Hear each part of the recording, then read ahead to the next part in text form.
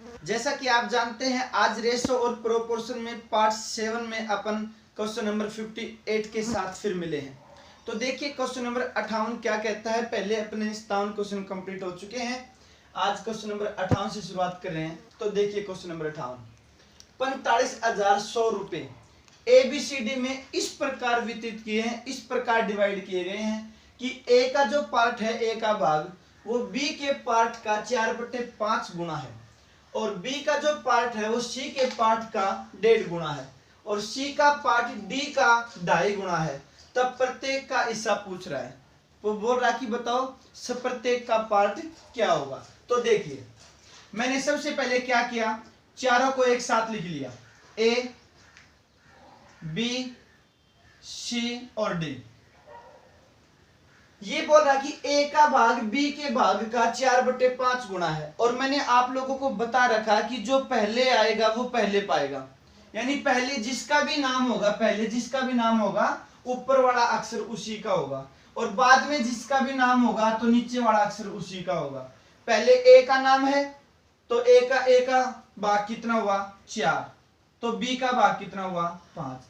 यानी मैं कह सकता हूं कि A और B को जो राशि मिलेगी, जो अमाउंट मिलेगा, वो अमाउंट अपना 4:5 में होगा, 4:5 में। फिर उसके बाद बोल रहा है कि B का भाग C के भाग का 1.5 गुना है। क्या मैं 1.5 को ऐसे लिख सकता हूं 3/2? तो फिर मैं कहूंगा कि अगर B का पार्ट 3 है तो C का कितना होगा 2। तो B और C को जो अमाउंट मिलेगा उस अमाउंट का रेशो कितना होगा मेरे पास, धन का अनुपात 3:2। फिर बोल रहा कि C का भाग D का 2.5 गुना, 2.5 गुना बोले तो 5/2, यानी C का पार्ट अगर 5 होगा तो D का कितना होगा 2। अगर C की राशि 5 है तो D की राशि कितनी होगी 2। अब इससे आगे तो आप खुद ही जानते हो, अपने को क्या भरना है, नेबर नंबर भरना है, पड़ोसी संख्या। तो यहाँ क्या आ गया 5 और यहाँ पर भी क्या आ जाएगा 5 और यहाँ क्या आ जाएगा 2, यहाँ 3 आ जाएगा, यहाँ 5 आ जाएगा और यहाँ 5। क्योंकि मैंने आप लोगों को बता रखा है कि यहाँ पर पड़ोसी संख्या भरी जाएगी सिर्फ दाएं की और बाएं की, ऊपर नीचे की संख्या नहीं भरी जाएगी यहाँ पर। अब आप इसको काट सकते हो, 5 से 5 से 5 से 5 कैंसिल, इन 5 को काटना नहीं है क्योंकि एक लाइन का एक बार एक ही अक्षर कटना चाहिए सिर्फ। अब आप गुणा कर सकते हो, 4 तिये 12, 5 तिये 15, 5 दूनी 10 और 2 दूनी 4। यानी मैं कह सकता हूं कि 45,100 रुपए ABCD में जो बटने हैं, जो डिवाइड होने हैं, वो 12:15:10:4 में डिवाइड होंगे।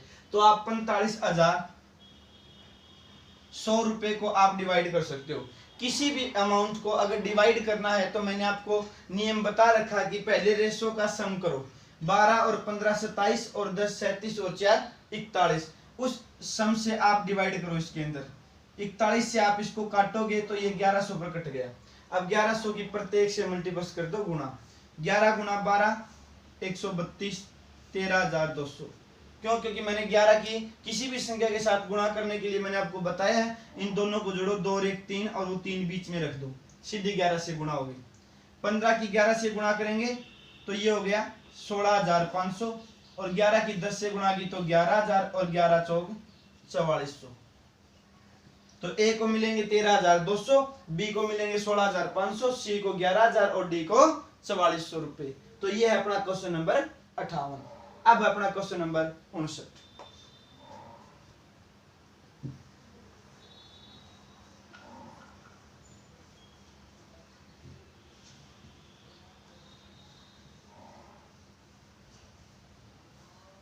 देखिए क्वेश्चन नंबर 59, ताजा फल का 3/5 भाग पानी है तथा सूखे फल का 4/9 भाग पानी है, तो 150 किलोग्राम ताजा फल से कितना सूखा फल प्राप्त किया जा सकता है। यही क्वेश्चन अगर मैं परसेंटेज में बनाना चाहूं तो मैं यहाँ लिख सकता हूँ 60%, कि ताजा फलों का 60% भाग पानी है ताजा फलों में, और सूखे फलों में 4/9 को बोल दूंगा 44, 4/9% भाग पानी है। तो 150 किलोग्राम ताजा फल से कितना सूखा फल प्राप्त किया जा सकता है। अगर आप अपनी इनको पार्ट में डिवाइड करेंगे तो ये क्वेश्चन अपना रेशो और प्रोपोर्शन का बन जाता है। तो देखिए आप मुझे इतना बताइए भी कोई भी फल होता है, कोई भी फल, इस प्रकार का जो क्वेश्चन होता है बच्चों के कम समझ में आता है, क्योंकि वो यही नहीं समझ पाते कि ताजा फल और सूखे फल कौन किसकी बात कर रहा है, कौन सा ताजा फल और कौन सा सूखा फल, वो एक ही फल की बात कर रहा है, याद रख लेना ये। तो मैंने कोई भी फल होता है उसके अंदर दो ही चीजें होती हैं, एक तो होता है पानी की मात्रा और एक छिलका वगैरह जो होता है, गिरी वगैरह जो भी आप बोल सकते हो। किसी भी फल में ये दो ही मटेरियल होते हैं सिर्फ अपने पास। तो इसने बोला कि ताजा फल का 3/5 भाग पानी है, यानी 5 में से कितना पानी है, 3। मैं बोल सकता हूं कि अगर वो फल 5 किलोग्राम का है तो उसमें से 3 किलोग्राम पानी है, तो 2 किलोग्राम क्या है, छिलका है, यानी पानी का और छिलके का अनुपात 3:2 है। फिर उसके बाद कहता कि सूखे फल का 4/9 भाग पानी है, यानी 9 में से कितना पानी है, 4। सूखे फल में 9 में से अगर 4 पानी है तो फिर छिलका कितना बचेगा, 5। अब देखिए मैं समझाने के लिए आपको बोल रहा हूं, जैसे मैंने मान लिया किसी भी पेड़ से अपन ने ताजा मौसमी तोड़ लिया फिलहाल अपने को, या कोई तरबूज वगैरह ले लो आप, तो आप देखते हो जब फल ताजा होता ना तो उसमें पानी की मात्रा सर्वाधिक होती है उसके अंदर, और जब वो उसको अगर अपन धूप में रखेंगे, जैसे वो फल है अपने पास फिलहाल ताजा है बिल्कुल, तो मैं कह सकता हूं कि पानी और जो छिलका गिरी वगैरह उनका रेशो 3:2 है।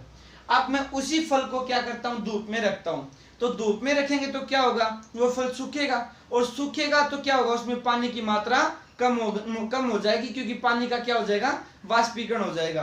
तो फिर वाष्पीकरण होने के बाद मैं कह सकता हूं कि वो फल सूख गया, जिसके कारण पानी की मात्रा अब 4 रहेगी और छिलके की मात्रा कितनी होगी, 5। लेकिन ध्यान रहे जब आप उसको धूप में रखते हो तो उसमें सिर्फ पानी का ही वाष्पीकरण होता है, छिलका गिरी वगैरह कभी भी वाष्पीकरण नहीं होता उनका, कभी भी किरणें हमेशा सिर्फ और सिर्फ पानी को ही लेके जाती है, छिलके को कभी नहीं लेके जाते।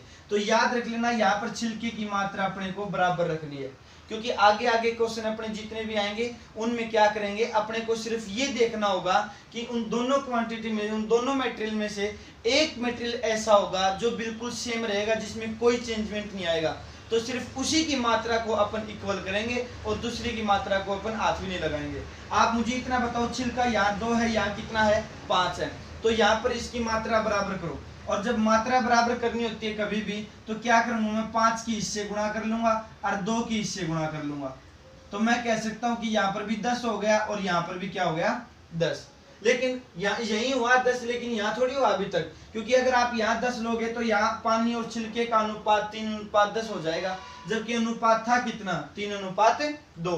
तो 5 की यहाँ गुणा की है तो आप यहाँ पर भी करो, और 2 की यहाँ गुणा की है तो यहाँ पर भी करो। ऐसा इसलिए करते हैं अपन ताकि जो उसने रेशो बोल रखा ना, वो रेशो उसका वैसे का वैसा रहे और क्वेश्चन अपने अकॉर्डिंग बन जाए। जैसे 15 पानी मान लिया, छिलका 10 मान लिया, आप इनका रेशो निकालोगे तो 3:2 ही आएगा, और यहाँ पर पानी मैंने 8 माना और छिलका 10 माना, तो आप इनका रेशो निकालोगे तो 4:5 ही आएगा, और मैंने यहाँ पर छिलके की मात्रा भी क्या कर दी, बराबर कर दी। तो मैं अब बोल सकता हूँ कि जब फल ताजा था तो उसमें 15 किलोग्राम अगर पानी था तो 10 किलोग्राम छिलका था, तो फल कितने किलोग्राम या ग्राम का था, 25 का। उसका वेट आप 25 इकाई मान सकते हो, ग्राम किलोग्राम कुछ भी। अगर उसमें पानी, अगर सूखने के बाद पानी जब 8 रह गया तो छिलका वही 10 था, तो अब उसका वजन कितना हो गया, 18 इकाई। तो आप मुझे इतना बताओ कि जब वो फल ताजा था तो उसका वेट 25 इकाई था, 25 यूनिट था, और सूखने के बाद वेट कितना हो गया, 18। लेकिन वो बोल रहा है कि 150 किलोग्राम अगर ताजा फल है तो उसमें सूखा फल कितना प्राप्त होगा। तो आप 25 से इसको काट सकते हो, क्योंकि 25 में से जब 18 प्राप्त होगा तो 150 में से कितना होगा, 108। ये इस क्वेश्चन का आंसर है। बहुत ही अच्छा क्वेश्चन है, इंपोर्टेंट क्वेश्चन है अपना ये। अब अपना नेक्स्ट क्वेश्चन,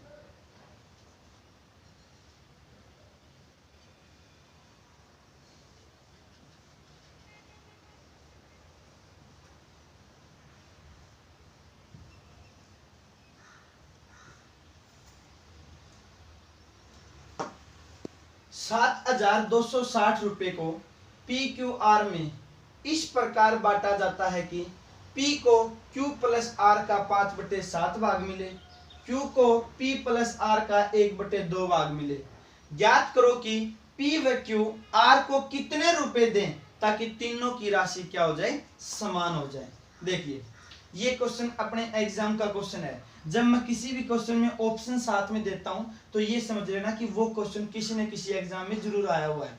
तो आप इस क्वेश्चन को देखिए, इसने बोला है कि P को Q प्लस R का 5/7 भाग मिले, यानी अगर P को 5 रुपए मिलते हैं तो Q और R को कितने मिलते हैं, 7। तो तीनों का टोटल अमाउंट कितना हुआ, 12। ठीक है, यहां बोल रहा कि Q को P और R का 1/2 मिलता है, यानी ये तो मैंने Q लिख लिया एक बार, ये मैंने P प्लस R लिख लिया। इन दोनों का आधा हिस्सा मिलता है। अगर इन दोनों को 2 रुपये मिलते हैं तो इसको 1 रुपया मिलता है। आप मुझे इतना बताओ कि लास्ट में ये पूछ रहा अपने से कि P व Q R को कितने रुपए दें। ये हो गया P और ये हो गया Q और ये हो गया R। P व Q R को कितने रुपए दें ताकि तीनों की जो राशि है वो क्या हो जाए, इक्वल हो जाए। आप मुझे इतना बताओ कि Q को यहाँ 1 रुपया मिला और P और R को कितने मिले हैं, 2। मैंने मान लिया P को भी 1 है, R को भी 1 है, तो इनका 1 और 1 2 हो गया, और Q को कितने मिले हैं, 1। अगर ये टोटल 3 रुपए हैं और मैं बराबर डिवाइड करना चाहता हूं इनमें, तो मैं कह सकता हूं कि तीनों के 1-1 रुपए ही हिस्से में आएंगे। और यहां पर भी बोल रहा है कि Q के हिस्से में कितना है, 1 रुपया ही है, तो मैं कह सकता हूं कि Q को R को देने के लिए कोई राशि नहीं है उसके पास एक्स्ट्रा, यानी Q के पास तो जितने हैं उतने ही रहेंगे उसके पास। तो Q का अमाउंट कितना रहेगा, 0, और इनमें से 0 सिर्फ एक ही ऑप्शन में है। तो ऐसे मैं पता कर सकता हूं कि इसका आंसर क्या आएगा। अब क्वेश्चन को हल करने की कोई आवश्यकता नहीं है। फिर भी अगर मान लिया ऑप्शन 2 0 आ जाए, 3 4 में 0 आ जाए, तो फिर कैसे हल करेंगे वो देखिए आप।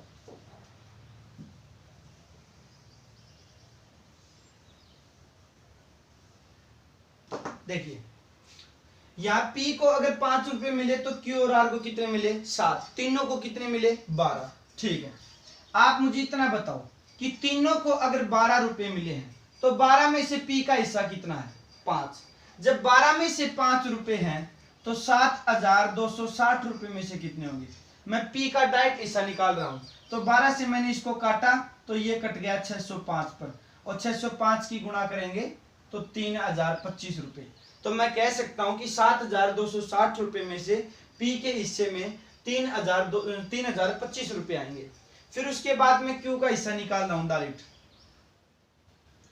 बोल रहा है कि Q को P और R का आधा हिस्सा मिलता है, यानी P और R को 2 रुपए मिलेंगे तो Q 1 रुपया लेके जाएगा, तो 2 और 1 कितने हो गए, 3। तो मैं कह सकता हूं कि तीनों की राशि 3 रुपए है, और 3 में से Q को कितने मिल रहे हैं, 1। जब 3 में से 1 मिलेंगे तो 7,260 में से कितना मिलेगा Q को, तो ये आ जाएगा 2420 रुपए।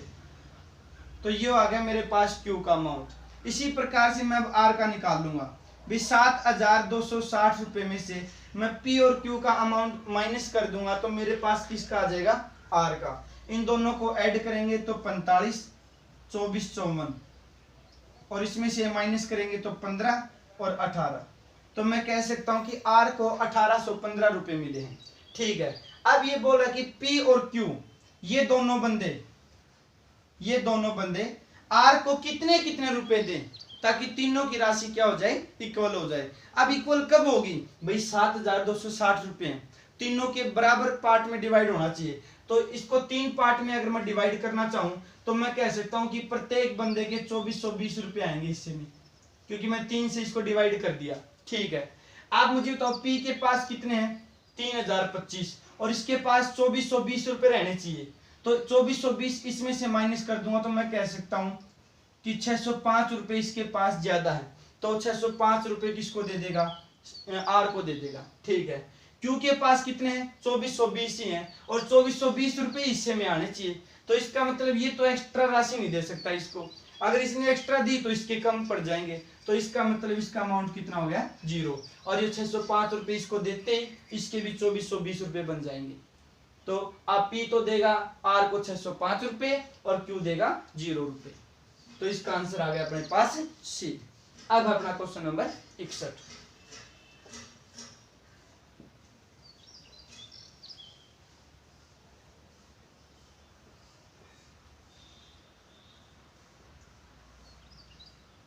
देखिए, रामू दो धन को अपने 4 पुत्रों में क्रम से 5:4:3:2 तथा 6:7:8:9 के अनुपात में रेशो में डिवाइड करता है। यदि जो सेकंड राशि है, दूसरा धन है, वो पहले धन का दुगना हो, 2 टाइम्स हो, तो बताओ कि सबसे अधिक अमाउंट प्राप्त करने वाला बंदा कौन सा है, ये बताना है अपने को। ठीक है भाई, रामू के पास 2 प्रकार का धन है और उसके 4 पुत्र हैं। तो ये तो हो गया पहला पुत्र, ये हो गया दूसरा पुत्र, और ये हो गया तीसरा, और ये हो गया चौथा। तो उसके पास जो पहला धन है वो उसने 5:4:3:2 में डिवाइड कर दिया। तो अगर मैं इनको जोड़ना चाहूं तो कितने हुए, 5 4 9 और 3 12 2 14। ठीक है, मैं कह सकता हूं कि उसके पास स्टार्ट में 14 रुपए हैं। ठीक है, फिर उसके बाद कहता है जो सेकंड धन है, सेकंड अमाउंट है, वो उसने 6:7:8:9 में डिवाइड कर दिया। अगर मैं इन चारों का सम करना चाहूं तो 9 8 17 और 7 24 और 6 30 रुपए। तो जो सेकंड अमाउंट है वो कितना, इसके पास 30 रुपए है। फिर ये बोल रहा है कि उसका जो सेकंड अमाउंट है ना, दूसरा धन, वो फर्स्ट अमाउंट का 2 टाइम्स है, दुगुना है।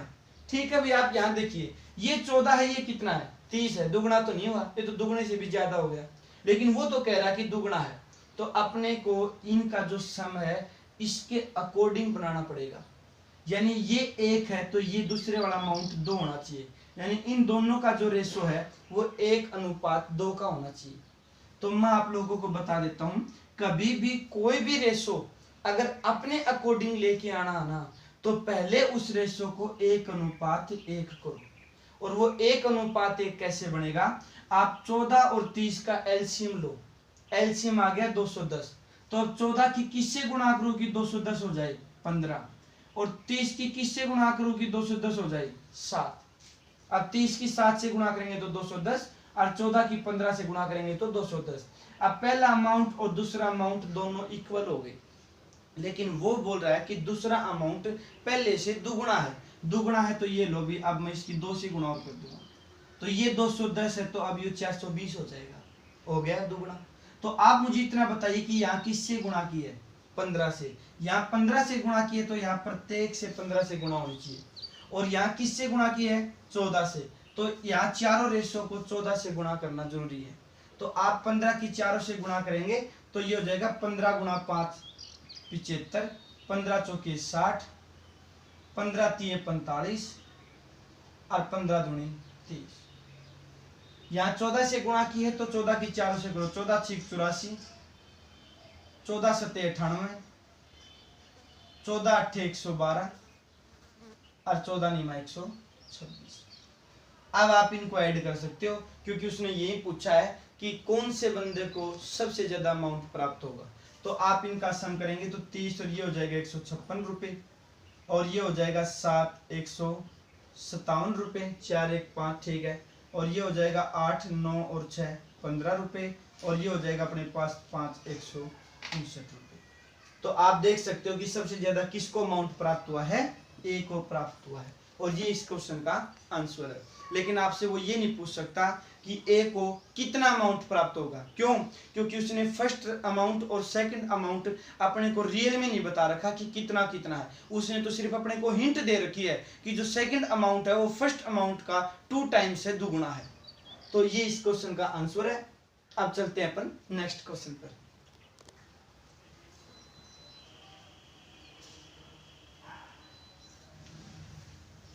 Question number 62।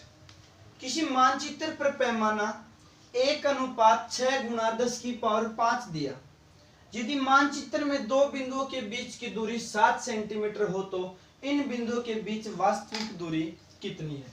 देखिए, जैसे मैंने आप लोगों को बताया कि भाई कोई भी बड़ा मानचित्र होता है, उसके ऊपर क्या होता है, जैसे मैंने ये लिख दिया जयपुर, और यहाँ लिख दिया मैंने दिल्ली, और जयपुर और दिल्ली के बीच की दूरी मैंने अनुमानित मान ली भी 500 किलोमीटर है। ठीक है, अब 500 किलोमीटर सीधा तो ऐसे तो लिख नहीं सकते 500 किलोमीटर, तो 500 किलोमीटर नहीं लिखा तो उनके बीच में ऐसे कुछ लाइनें खींच दी, और ये लिख दिया कि इन 2 लाइनों के बीच में 1:100 100 किलोमीटर लिख दिया मैंने, मान लिया। तो इसका मतलब ये हुआ कि मानचित्र में जहां पर 1 सेंटीमीटर की दूरी दिखाई गई है, वो 1 सेंटीमीटर की दूरी वास्तव में कितने किलोमीटर को दर्शा रही है? 100 किलोमीटर को प्रदर्शित कर रही है, 100 किलोमीटर को दर्शा रही है। तो वही ऐसा ही सिस्टम इसने यहां पर दिया है। तो देखिए,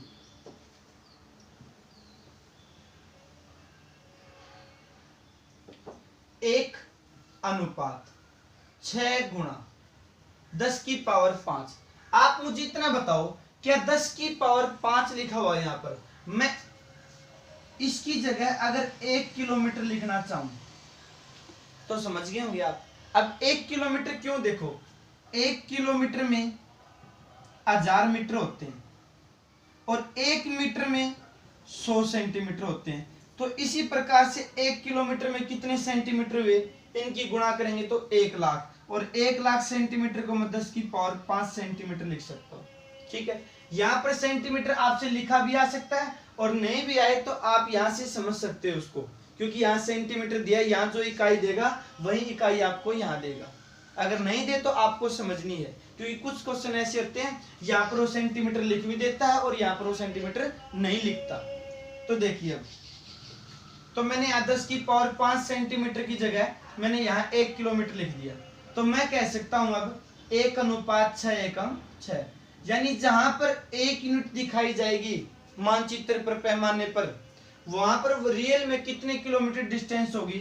6 किलोमीटर होगी। लेकिन वो बोल रहा कि जहां पर 7 सेंटीमीटर दिखाया जाए तो वहां पर रियल में कितनी दूरी होगी? तो ये 1 यूनिट की वैल्यू 6 है, तो 7 यूनिट की वैल्यू कितनी होगी? 24। तो मैं कहूंगा जहां पर 7 सेंटीमीटर दिखाया जाएगा वहां पर रियल में 42 किलोमीटर डिस्टेंस होगी। अब अपना नेक्स्ट क्वेश्चन 63।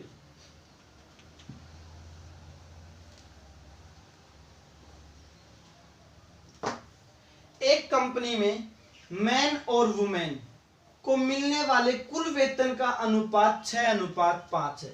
ये हो गया मैन और ये वुमेन, इनको जो टोटल सैलरी मिलती है उसका रेशो है 6:5, और प्रत्येक मैन और वुमेन को मिलने वाले वेतन का अनुपात है 3:4।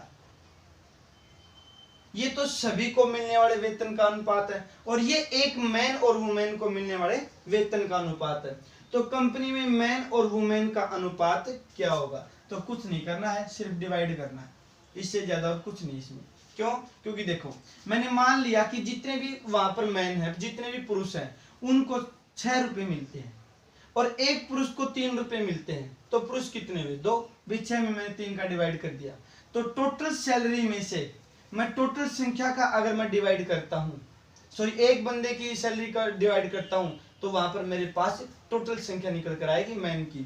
और वुमेन की टोटल राशि में से एक वुमेन की राशि से डिवाइड करता हूं, तो वहां पर मुझे वुमेन की संख्या निकल कर आएगी। तो यहां से इसको हल करेंगे तो ये 3 से कट गया 2 पर, इनकी वजह गुणा करेंगे तो 4 दूनी 8:5। ये इस क्वेश्चन का आंसर है। तो यहाँ कुछ नहीं करना है, मैन और वुमेन की टोटल सैलरी में एक मैन और वुमेन की सैलरी जो राशि दी है, अमाउंट दिया है, उससे डिवाइड कर दो, आपका आंसर आपको मिल जाएगा। अब है कर्मचारियों की संख्या, क्वेश्चन नंबर 64।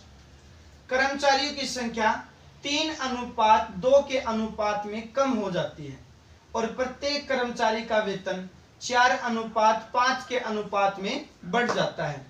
ऐसा करने से कंपनी 12,000 रुपए बचा पाती है। इसलिए वेतन पर प्रारंभिक खर्चा बताओ क्या होगा। देखिए, मैंने यहां लिख लिया पहले प्रारंभ में, और यहां लिख लिया मैंने अब, और ये बोले कि कर्मचारियों की संख्या 3:2 में कमी आ गई। यानी मैं कह सकता हूं कि पहले अगर कंपनी में 3 कर्मचारी काम करते थे तो अब कंपनी में 2 कर्मचारी काम करेंगे। फिर उसके बाद कहता कि उनके वेतन में 4:5 के अनुपात में बढ़ोतरी होगी, उनका जो उनकी सैलरी है वो इंक्रीज हो गई है। यानी पहले एक कर्मचारी को 4 रुपए मिलते थे, तो अब एक कर्मचारी को 5 रुपए मिल रहे हैं। ठीक है, तो आप मुझे इतना बताओ कि टोटल खर्चा कितना होता था और अब कितना हो रहा है। पहले 3 कर्मचारी काम करते थे, एक कर्मचारी को 4 रुपए दिए जाते थे, तो कंपनी को टोटल कितने रुपए का खर्चा होता था? 12 रुपए का। अब 2 कर्मचारी हैं और 5 रुपए एक कर्मचारी की सैलरी है, तो अब कंपनी के कितने रुपए खर्च हो रहे हैं? 10 रुपए। तो उस कंपनी ने कितने रुपए की बचत कर ली भाई? 2 रुपए की बचत कर ली। लेकिन वो बंदा बोल रहा है कि उसने कितने रुपए की बचत की है? 12,000 रुपए की बचत की है। तो प्रारंभिक वेतन बताना है। ठीक है, आप मुझे इतना तो इस 2 यूनिट की वैल्यू कितनी है? 12,000। तो 1 यूनिट की वैल्यू कितनी होगी? 6,000।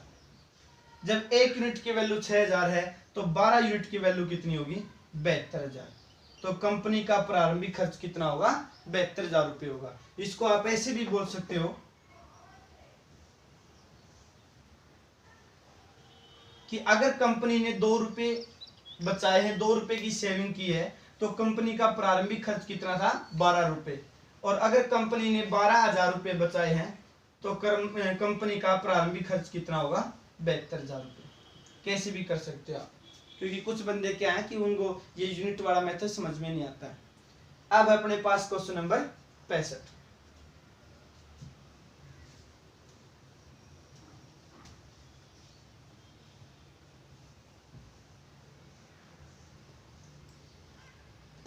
छह वर्ष पहले ए व बी की आयु 5:9 के अनुपात में थी तथा 4 वर्ष बाद उनकी आयु 5:7 के अनुपात में होगी। तो बी की वर्तमान आयु ज्ञात करो। देखिए भाई, ये लिख लिया मैंने ए और ये लिख लिया मैंने बी। जब मैं एज संबंधी क्वेश्चन करवाऊंगा, आयु संबंधी क्वेश्चन का पूरा कंप्लीट टॉपिक करवाऊंगा, वहां पर मैं पूरे टॉपिक में सिर्फ एक ही मेथड का इस्तेमाल करूंगा। यहाँ पर अपन रेशो और प्रोपोर्शन कर रहे हैं, तो यहाँ पर मैं सीधा सीधा कर देता हूँ इस क्वेश्चन को।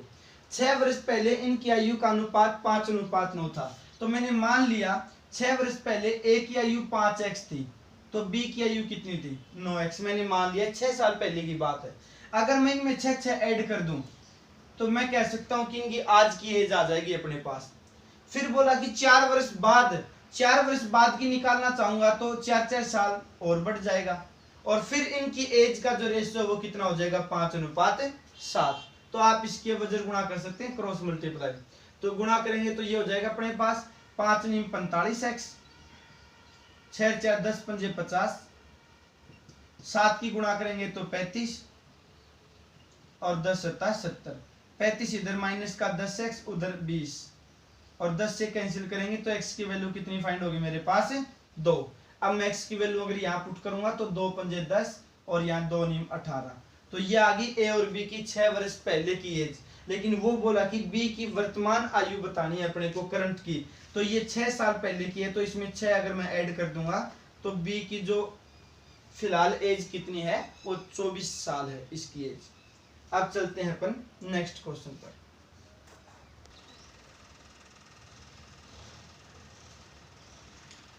दो संख्याओं का अनुपात 1:1/2 अनुपात 2:2/3 है।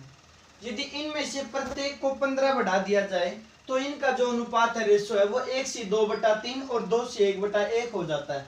तो इन संख्याओं में बड़ी संख्या क्या है? ठीक है, देखिए आप एक बार इनको फ्रैक्शन में लिखिए। 2 एकम 2 और 1 3/2 लिख सकते हैं अपनी यहाँ इसको, और यहाँ 3 दूनी 6 और 2 8/3 लिख सकते हैं।